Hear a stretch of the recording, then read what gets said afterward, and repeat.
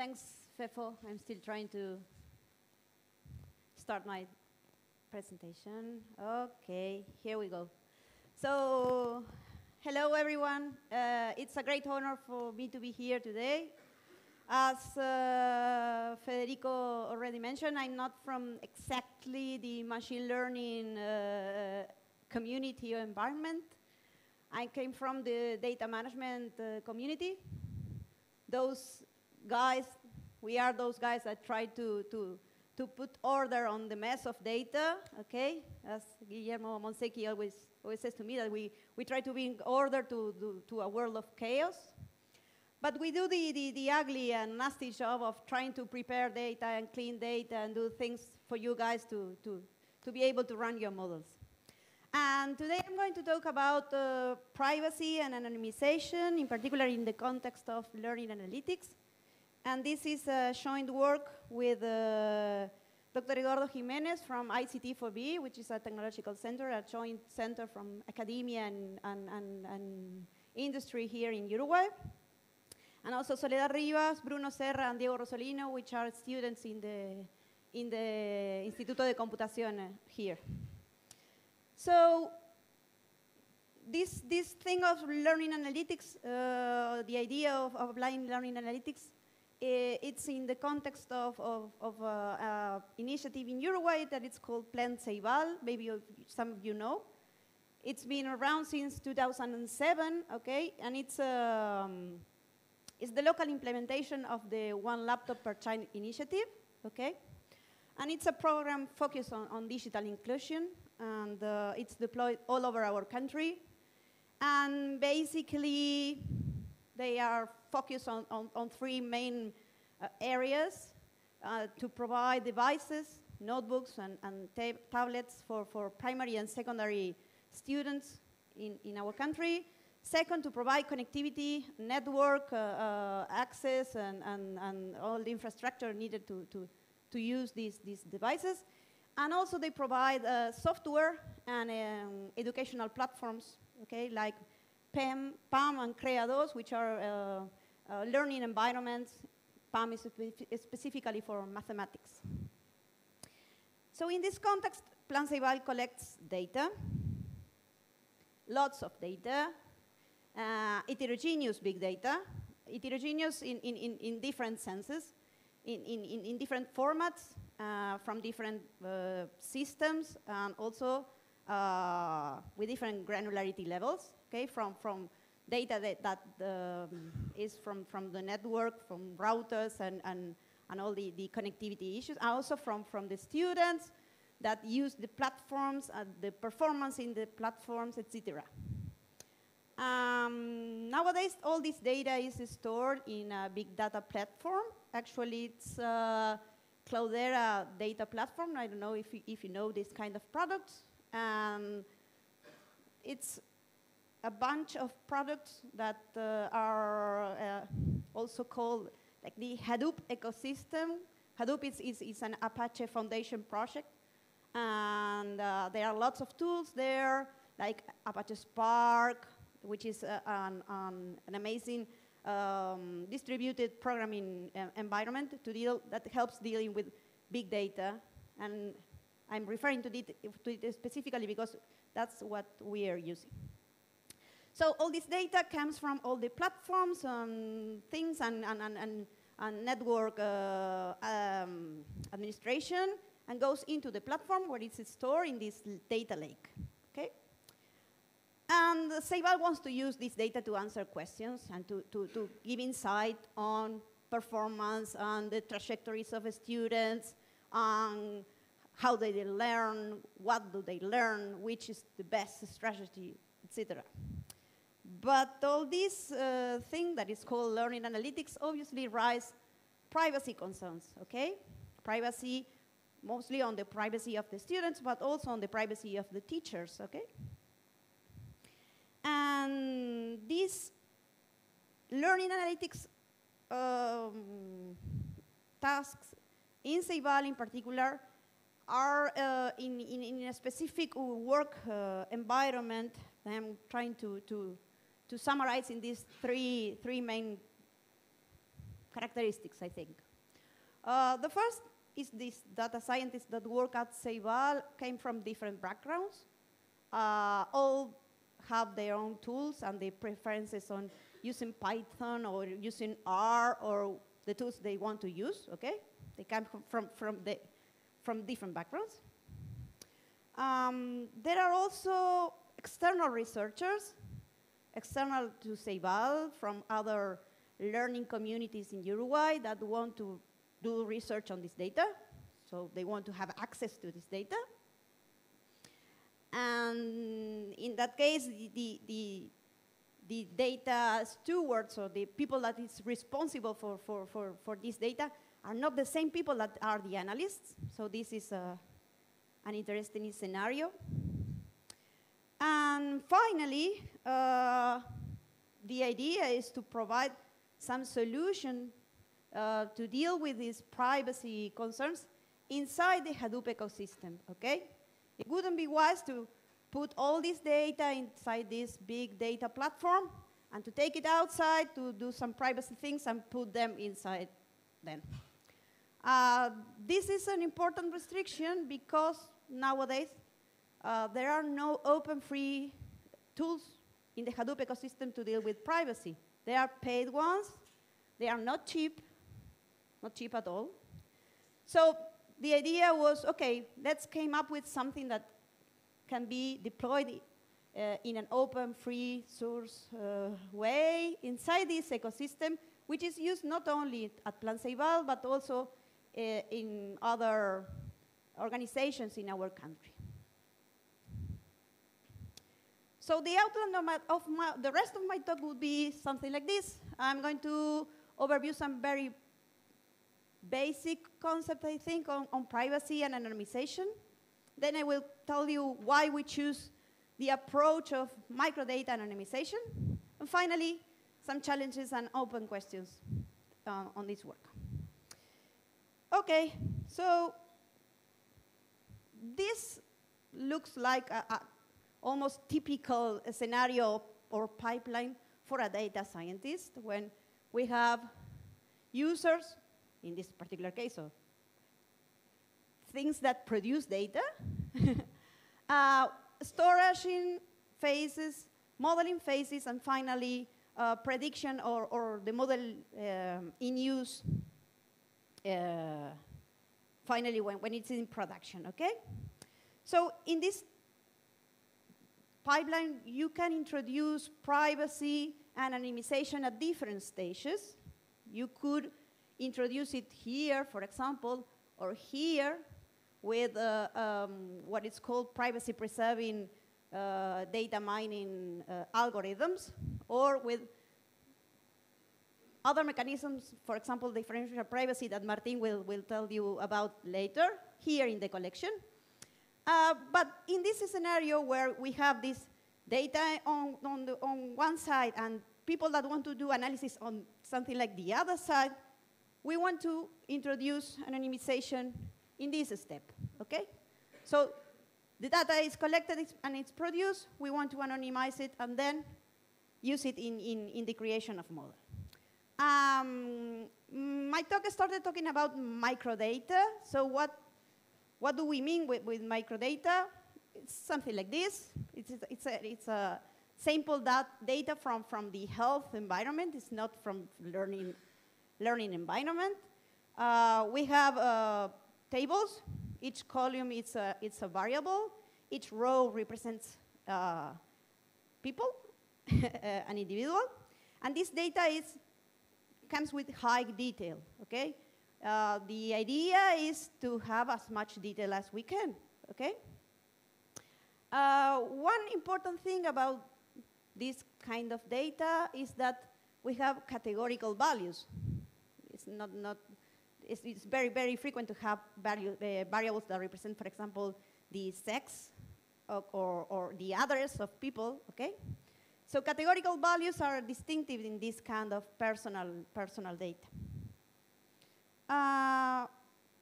In this scenario, we can have something like two great views of what privacy means with respect to microdata releases. On the one hand, We have anonymity, okay? Which is the idea that we want to avoid to re-identify individuals, okay? We want to release data that somehow avoids re-identifying the individual that is represented in each record. And we also have another notion that it's confidentiality, sorry. And the idea behind it is that we want to avoid revealing confidential information on the individuals. In the first case, what we want to avoid is, or to reduce is the risk of identity disclosure, okay? And that's the focus of the model that I'm going to present next.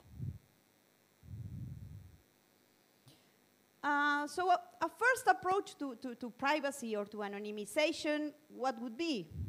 Would be to obviously remove those identifiers that we know that uniquely identify people. But this is not enough, okay? We can classify these attributes or variables into different classes, and we have identifiers, but we have all other kind of variables that are called quasi-identifiers, which by itself are not enough to identify people, but combined with external information can be used to re-identify the people or the individual in each record. We also can further organize or categorize attributes and also identify the ones that are strictly confidential, the ones that we don't want to reveal at all. So the idea behind anonymization is to try to create groups of records, okay? Because we try to hide the individuals in records that are similar. And this idea is the idea behind a lot of privacy models, a family of privacy models. And the model that is the most simple model in this family is called K-anonymity. K-anonymity is not so old, but not so young. It's from 1998. The first idea is from Latanya Sweeney.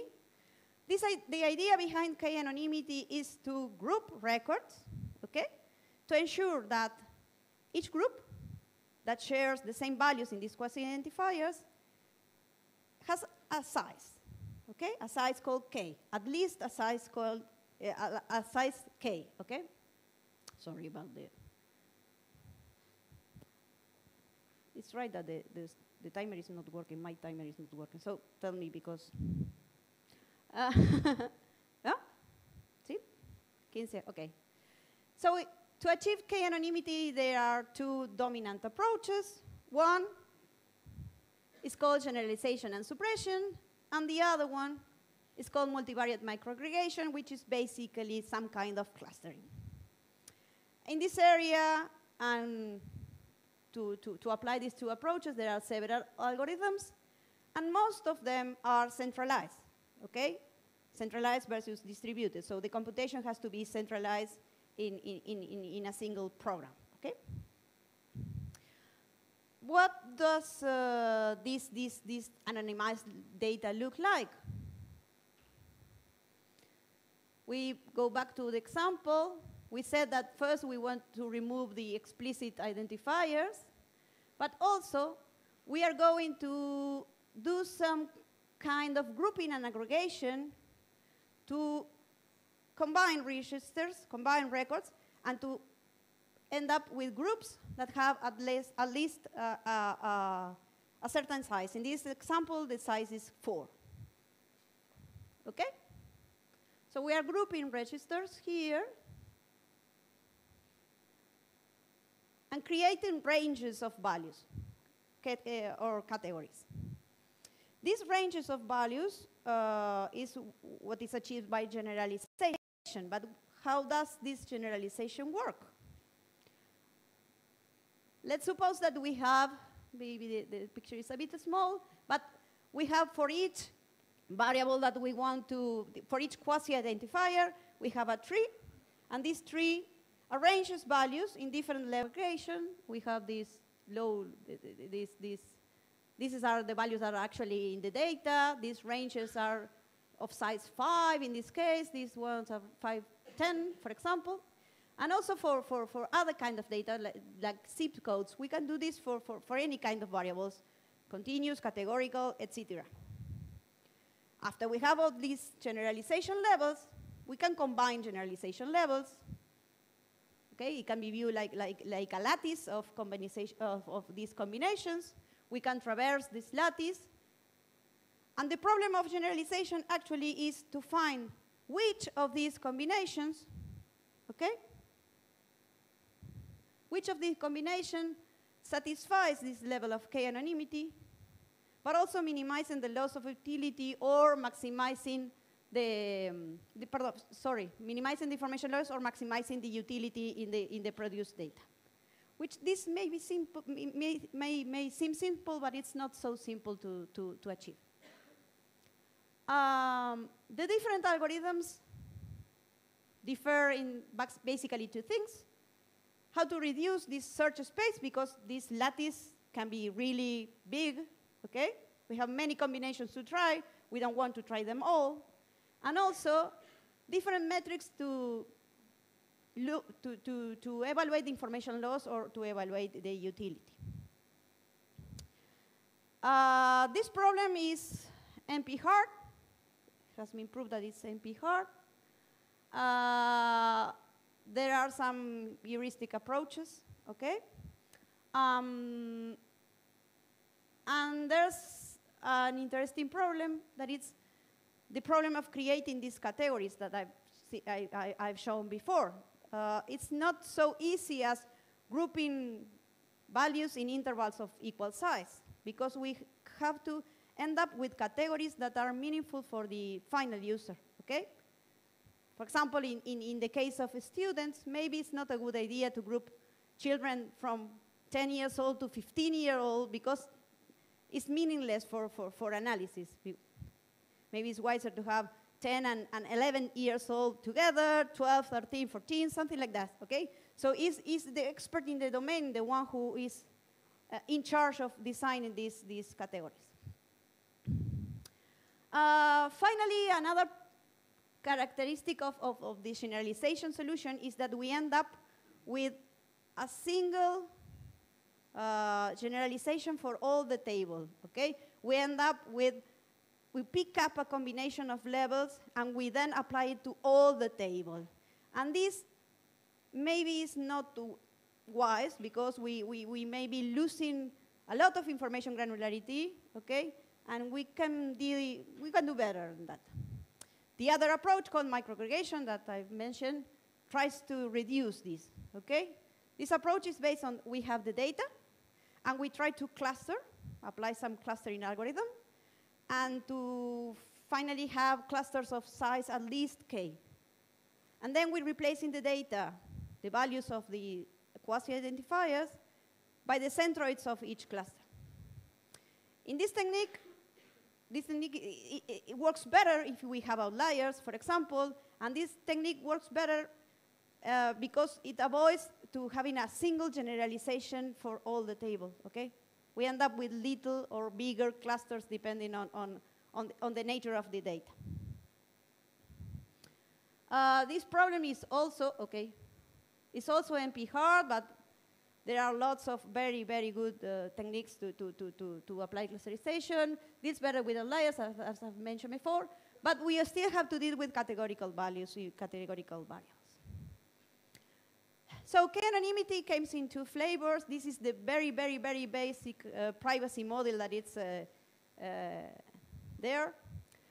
It has a lot of problems because it doesn't ensure or avoid the confidentiality risk. It just avoids the identity disclosure risk.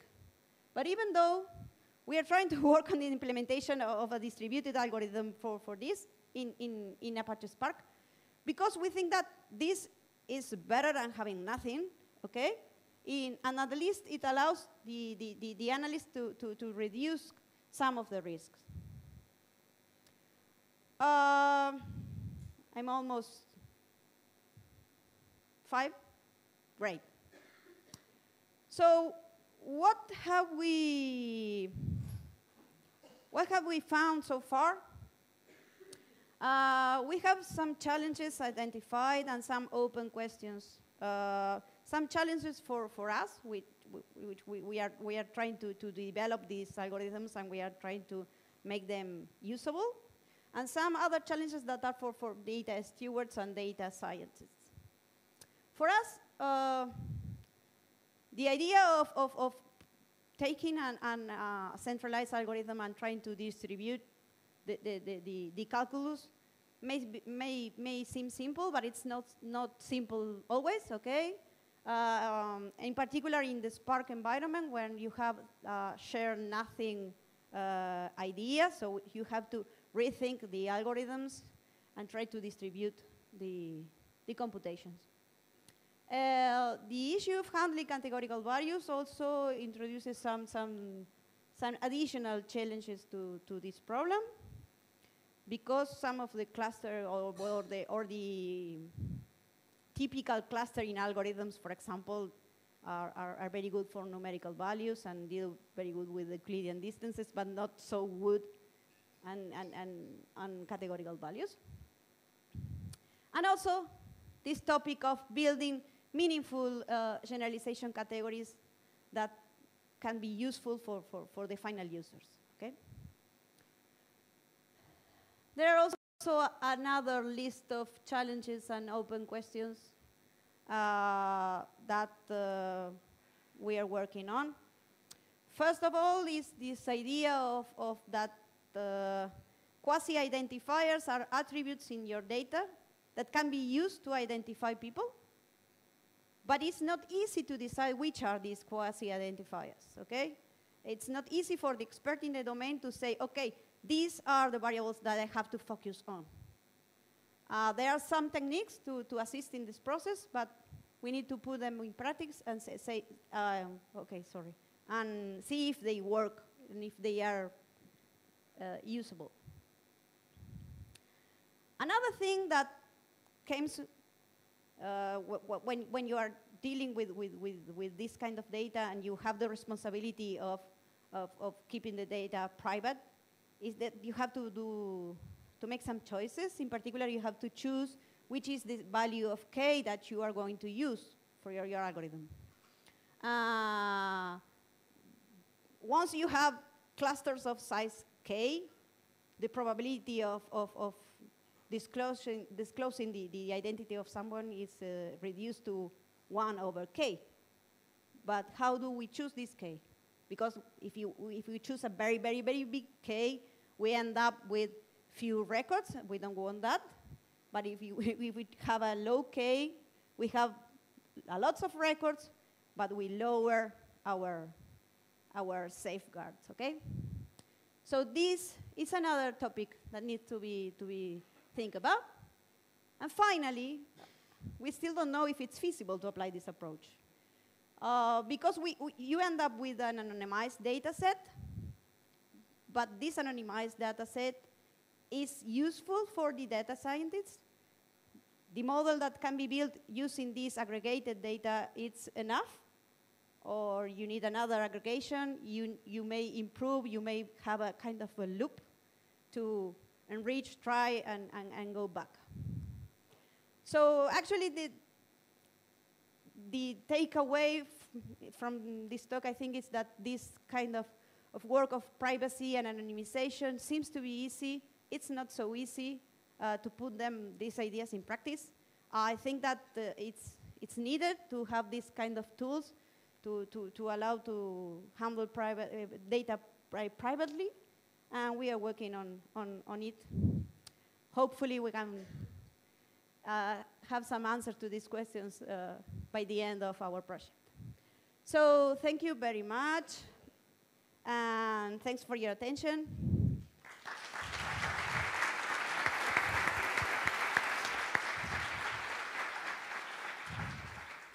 Thank you very much, Lorena.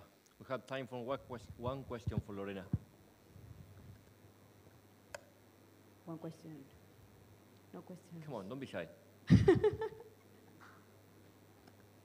There's a question there. Oh, thanks. Hi. So how can we deal with the anonymity in tasks that involve text? In text?